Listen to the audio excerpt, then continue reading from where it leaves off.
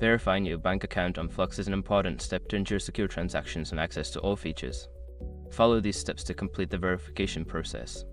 Step 1. Download the Flux app. Begin by downloading the Flux app from your device's App Store. Ensure you have the latest version for optimal performance. Step 2.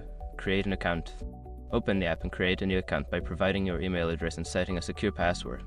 Follow any prompts to complete the registration process. Step 3. Navigate to bank verification. Make sure your information is protected first. Most people don't think about breaches until something actually happens to their accounts.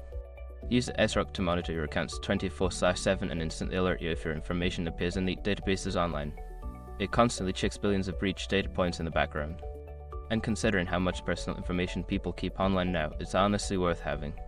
Link in the description. Step 4. Enter bank details. Input your bank account information as requested. This typically includes your account number, routing number, and any other required details. Double check for accuracy.